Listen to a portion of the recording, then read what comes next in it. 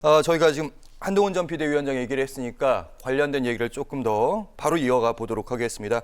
그러니까 어대한이라는 얘기들 계속해서 나오고 있습니다. 어차피 대표는 이제 한동훈 이런 얘기인데 그래서 그런지 요즘에 뉴스에서 한 전 위원장 본격적으로 나서고 있다, 캠프까지 꾸리고 있다, 그리고 최측근까지 인터뷰 계속해서 나오고 있습니다. 그러니까 러닝메이트, 그러니까 당대표만 있으면 안 되고 최고위원도 같이 해줘야지 당대표가 홀로 고립되지 않는다, 이런 측면도 좀 있는 것 같은데 준비 중이라는 얘기 들으셨어요? 네, 뭐 그렇게 언론 보도에 봤습니다. 그리고 또 실제로도 그렇게 할 가능성이 굉장히 높아요. 왜냐하면 이준석 대표 소위 찍어내기 당시에 뭐 징계위원회를 처음에는 둬서 징계를 하려고 그랬고, 예. 그게 이제 여의치가 않으니까 뭐 그래서 가처분 금지 소송 가고 정말 복잡했지 않습니까?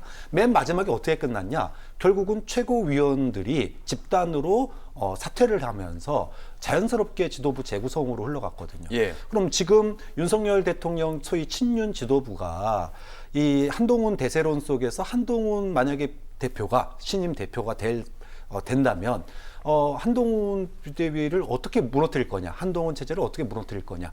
결국은 과거에 이준석 찍어내기처럼 소위 최고위원들을 다 사퇴시켜버리면은 고립되거든요. 그렇죠. 그럼 지도부를 또 뽑아야 됩니다. 자, 그럼 한동훈 전 비대위원장이 이걸 미리 이제 예측을 한다면 비대위의 최소 과반수를 갖다가 유지해 놔야 되거든요. 그러니까 소위 러닝메이트 개념으로 최고위원도 이제 같이 출마를 해서 그분들이 당선이 되면 몇 분 사퇴하더라도 지도부를 계속 유지할 수 있으니까 이렇게 갈 거다라고 예측들을 많이 했는데 아니나 다를까 뭐 그런 조짐들이 보이고 있다 그러더라고요. 결국은 지금 이제 한동훈 전 비대위원장의 출마 결심이 사실상 섰고 결국 여권에 뭐 누구의 표현대로 하면은 두 개의 태양이 지금 뜨고 있다, 뭐 이런 얘기가 들리는데 과연 초유의 여권의 두 개의 어떤 리더십이 과연 공존할 수 있을까? 새로운 실험이고 도전인데 뭐 지켜볼 대목인 것 같습니다. 네, 두 개의 태양, 의미심장한 발언인데요. 주목할 발언 또 있습니다. 함께 보도록 하시죠. 한동훈 전 비대위원장의 측근으로 알려진 분, 활발하게 요즘 인터뷰하고 있죠. 장동혁 의원.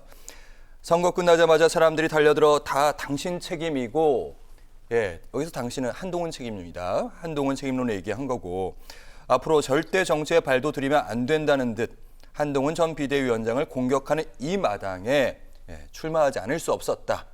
공격 안 했으면 어쩌면 숨고르기 했을 수도 있다. 근데 책임론이 하도 거세니까 물러설 수 없다는 얘기고, 여기에 대해서 이제 김재원 전 국민의힘 최고위원은 듣기로는 윤 대통령과 두 개의 태양이죠. 방금 전에 말씀하셨던 윤 대통령 한동훈 굉장히 소원해진 것은 틀림없는 사실이다. 야, 한동훈 전 비대위원장 막상 나오더라고 해도 견제구도 상당할 것 같기도 하고요. 사실 윤 대통령과의 관계, 이 문제도 핵심 아닙니까? 그렇습니다. 근데 이제 제가 지금 느끼기에는 우리가 이제 한동훈이라고 하는 뭐 정치를 준비하는, 어찌 보면 이제 진정한 정치를 시도할 것으로 보이는 인물에 대한 평가를 많이 하는데, 그러니까 논평을 하거나 평론을 하는 분들이 사실은 너무 앞서가는 부분도 없잖아 있고, 또 더군다나 이제 진짜 정치를 하려고 하면 일단 뭐 이게 표현은 적절할지 모르겠습니다만 정치적 파리떼 혹은 정치꾼들이 그 주변에 사실 많이 몰려들게 돼 있습니다. 그러다 보면 마치 배가 산으로 가는 것처럼 사공이 많아지게 되는데, 저는 한동훈 전 비대위원장이 그런 것을 구분해낼 수 있을까, 뭐 이 부분에 대한 의문을 좀 가지고 있습니다. 그냥 처음 만나보면 대부분 다 좋은 사람 같고 능력 있어 보이죠. 근데 여의도 정치밥을 좀 먹어본 사람들은 그런 인물평이나 인물에 대한 구분, 이런 것이 나름대로 거기서 어떤 경험을 토대로 쌓여지는데, 제가 지금 판단할 때 한동훈에게는 그런 선구안은 좀 부족하지 않나 하는 생각이 듭니다. 자, 어쨌든 한동훈 전 비대위원장이 뭐 저는 안 나올 거라고 보는데, 안 나오는 게 맞다라고 보는데 나온다라고 대체로 예상을 하니까 그 전제로 말씀을 드리면, 일단 본인이 나온다고 하면 당선될 가능성이 높고, 당선이 되면 그러면 비판보다는 용산과 대통령과의 협력적 관계를 중시할 텐데, 근데 그럼에도 불구하고 용산과 당의 관계를 수평적인 관계로 끌고 가려고 할 겁니다. 결국은 윤석열이라고 하는 산을 넘어야지만 자신에게 포스트 대권이 열릴 수 있다라고 하는 판단을 가질 거기 때문에, 여기서 필요한 것은 한동훈이 어떻게 할 것인가라고 이전보다는 윤석열 대통령이 과연 지금의 한동훈을 받아들일 수 있는가가 더 중요한 대목이 되겠죠. 그 예. 부분은 지금도 퀘스천으로 남아 있습니다.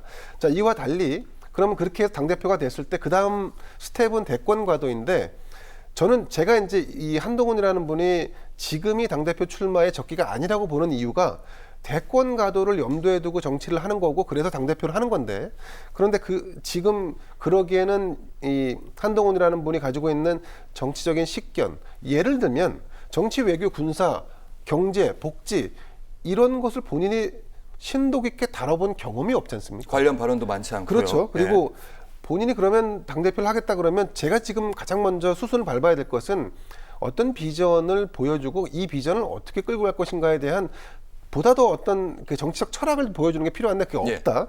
또 한 가지는 법률과 검사의 틀에서 과연 한동훈은 벗어나 있는가.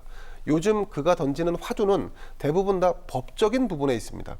그런데 정치는 물론 법이 토대가 됩니다만 법은 최소한일 수 있고 사실은 그보다 더 먼저 타협의 정치나 뭐 이런 것들을 하기 위해서는 상식과 원칙 또 양심이 중요합니다. 근데 과연 이런 부분에 대한 준비가 되어 있는가? 저는 준비되어 있지 않다면 나오지 않는 게 맞다라고 봅니다. 나오지 않는 게 맞다. 아직까지. 그럼에도 불구하고 나올 가능성은 높다. 대부분 그렇게 전망을 하니까 어쩔 수 없이 전망을 합니다. 네, 같이. 팀까지 꾸려주고 있으니까 관계 설정, 윤 대통령과의 관계 설정 이 부분에 이제 박창환 교수님께도 좀 여쭤볼 건데, 그러니까 크게 세 가지인 것 같아요. 아예 등을 돌릴 것인가, 아니면 손을 잡을 것이, 아니면 등을 돌리고 한 손을 이렇게 잡을 것인가. 박창환 교수님 어떻게 보세요? 그러니까, 만약에 임기가 짧고 대선이 임박했다면 소위 우리가 흔히 얘기하는 차별화의 속도를 낼 가능성이 굉장히 높았습니다. 그런데 아직 임기가 이제 3년 가까이 남아있단 말이에요. 그렇기 때문에 전면적인 차별화를 하기는 쉽지 않을 거라고 봐요. 또 한동훈 전 비대위원장의 정치적인 어떤 비전이나 리더십이 아직 확고하지도 않습니다. 그렇게 본다면 제한적 차별화 이게 맞다고 봅니다. 그러니까 제한적 차별화라는 건 예를 들면 이런 거예요. 지금 최상병 특검 같은 거 있는데 만약에 본인이 당대표가 되면 최상병 특검에 대해서 이거는 뭐 찬성하는 게 맞다. 이런 정도 이렇게 부분적으로 국민 여론에 동조하면서 이념적으로는 이제 이재명 대표의 어떤 소위 뭐 대북 송금이나 이런 건 또 비판 결을 같이 하고 또 예를 들어 정당 그 국회 운영에 있어서도 소위 상임위 이런 거에 만약 그때까지 파행이라면 이런 식으로 여당인데 국정 운영을 내팽개쳐서는 안 된다. 그래서 상임위도 참여하는 게 맞다. 이런 정도 한두 가지 점에서 차별화를 하다가 점점 그 차별화의 폭이나 이제 선을 좀 넓혀 나가는 그런 스탠스를 취할 가능성이 현재로서는 좀 높다고 봅니다. 네, 당대표의 임기가 길다는 점, 이 점을 보고 어떤 자세를 잡을지도 예측해 볼 수 있다. 이런 말씀이고요.